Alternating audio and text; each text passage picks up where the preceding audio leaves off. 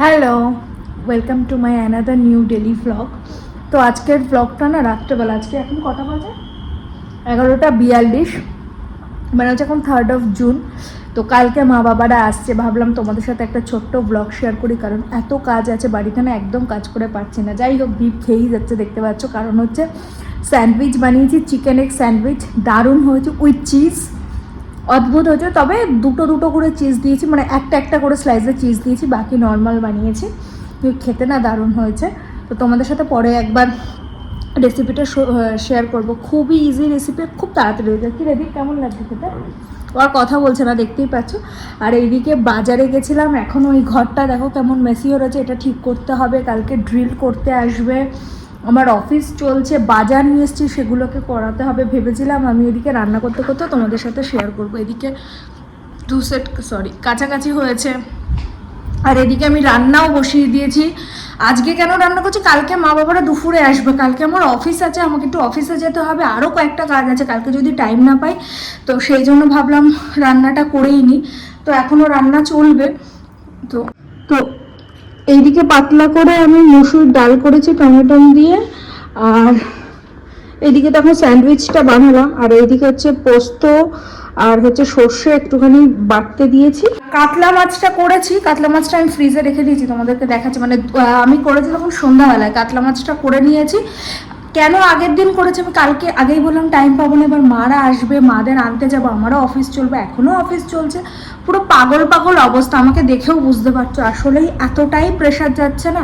এই 2-3 দিন ধরে ঘরবাড়ি পুরো ক্লিন করা হচ্ছে, এই পাশটা পুরো ক্লিন করেছি, এগুলোকে সব ঠিক করতে হবে। মানে আজকে রাত্রপর কালকে সকালে আবার আমি 11টার সময় বেরোবো, আস্তে আস্তে কটা বাজবে তা জানি না, তারপর আবার বাবা মাকে আনতে চলে যাবো।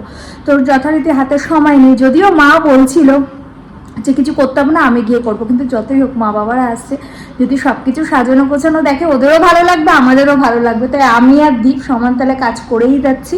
ও অফিসে গেছিলো, তারপরে আসলো, বাজারে নিয়ে গেল, কিছুটা বাজার করেছে, তাও সবটা হয়নি কারণ অনেক রাত হয়ে গেছে। তারপর ক্যান্ডেল আনতে গেছিলাম, এই এই একটা ক্যান্ডেল আনলাম, আর এই একটা ক্যান্ডেল এনেছি।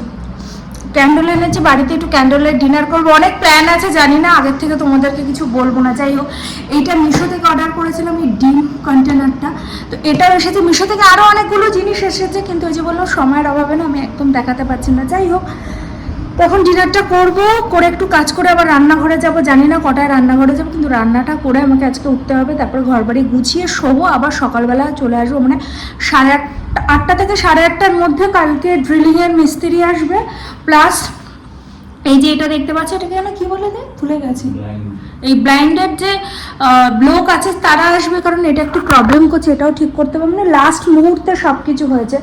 তারপরে আবার ইলেকট্রিশিয়ান আসবে, ওইদিকে আবার ওয়াশিং মেশিনটার কাভারও পরিয়ে দিয়েছে, কারণ বৃষ্টি হচ্ছিল। এই যে ওগুলো সব পরে তোমাদেরকে দেখাবো, তার জন্য সরি, আমি একদম এই ব্লগগুলো মানে একদম টাইমই পাইনি। কারণ হচ্ছে দুটো, মানে এইদিকে আর আমার অফিসেও যেতে হচ্ছে, মানে যেতে হবে কালকে। তো এইসব নিয়ে সত্যি ভীষণ হচপচ হয়ে রয়েছি। তো এখন 11:15 বাজে, এবার আমি ডিনারটা করি, তারপরে একটু কাজ করব, করে তারপর এখন আমি স্নান করিনি, মানে সকালে একবার করেছিলাম, বাট রান্নার পর আর দুপুরবেলা আমি স্নানটা করা হয়নি। রান্না করে আমি জানি না আজকে কটার সময় স্নান করব, কটার সময় ঘুমাবো, কটার সময় উঠবো। যাই হোক, ঠিক আছে, আজকের দিনটাই কালকে, এটা ভেবেই আনন্দ লাগছে। মা বাবারা কালকেই চলে আসছে। তা ওদের ট্রেনটাও না প্রচণ্ড লেট ছিল, আজকে প্রায় 2.5 ঘন্টা লেট ছিল। 10:30 ট্রেন ছিল না, 10:30 ট্রেন ছিল। ওরা উঠেছে হচ্ছে 12:15 না 20-তে, মানে 12:30টার পর ট্রেন ছেড়েছে। তো ওরা আস্তে আস্তে লেটই হবে, কিন্তু আমার লেট করলে চলবে না, কারণ এইদিকে যদি আর যেতে লাগবে অনেকটা সময়। আর ব্যাঙ্গালোরে যে ট্রাফিক, দীপ বলছিল যদিও কালকে রান্না করিস, আমি বললাম কালকের জন্য আমি কিছু রাখবো না, সব আজকে করে নেবো, কালকে ঠিক যতটুকু না হলে না ততটুকু করতে হবে। আবার কাজের লোক 2 দিন পর আসবে না, মানে চারিদিক থেকে যেন আমার মনে হচ্ছে কি পুরো ফেসে যাচ্ছে। যতই হোক, যাই হোক, তারপর আরেকজনকে অ্যারেঞ্জ করা হয়েছে। তো কালকে ওই জন্য ড্রিলিংটা আমরা সকালে ডেকেছি, কারণ তারপরে কাজের লোক কাজ করিয়ে যাওয়ার পরে আমরা বেরোবো। তারপর আমাদের কালকে সকালে নিজেদের খাওয়া দাওয়া আছে, সেগুলোকেও প্রিপেয়ার করতে পারি, দ্বীপের তো অফিস চলছে। যাই হোক, চলো, আজ কতবার যে আমি যাই হোক বললাম, এটা আমার একটা মানে কি বলবো, এটা আমার একটা রোগ হয়ে গেছে। ডিনারটা করি, তারপর আবার কাজ বাজ করে দেখি কটায় কি হয়, সেটাও তোমাদের সাথে শেয়ার করবো। এখন বাজে 1টা। তখন তো বললাম যে ডিনারটা করে একটু কাজ করে আসবো। এখন বাজে 1টা। কড়াই বসিয়ে দিয়েছি। এদিকে বেগুনটাও কেটে ভিজিয়ে রেখেছি। এই যে বেগুনটা কেটে ভিজিয়ে রেখেছি, এখানেও মশলা হয়ে গেছে। এখন ঝটপট বেগুন সর্ষেটা বানিয়ে নিই, একটু তাড়াতাড়ি করেই বানাবো।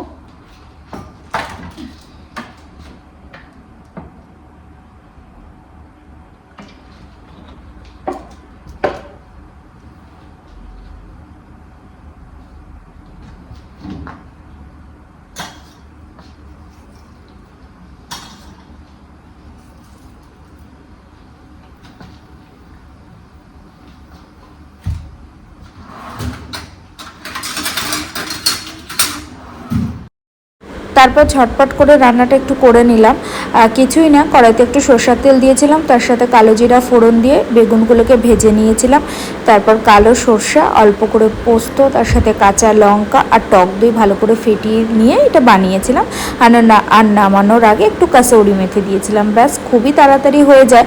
আসলে কি বলো তো, ভেবেছিলাম বাঁধাকপি বা ফুলকপির কোনো তরকারি বানাবো, কিন্তু সেটা না আর আনা হয়নি শেষ মুহূর্তে। ওই যে বললাম ব্যাঙ্গালোরে এখন এত বৃষ্টি যাচ্ছে কয়েকদিন ধরে, আর সেইভাবে বাজার করাটাও হচ্ছে না। আর আমি খুব আর্জেন্ট ছাড়া আমি কিন্তু অনলাইনে কিনি না, মানে সবজিটা স্পেশালি আমার গিয়ে সবজিটা কিনতে বেশি ভালো লাগে। হ্যাঁ, যখন কোনো উপায় থাকে না তখন তো কিনতেই হয়, তবে চেষ্টা করি গিয়ে যাতে বাজারটা করা যায় যতটা সম্ভব, সব সময় হয় না।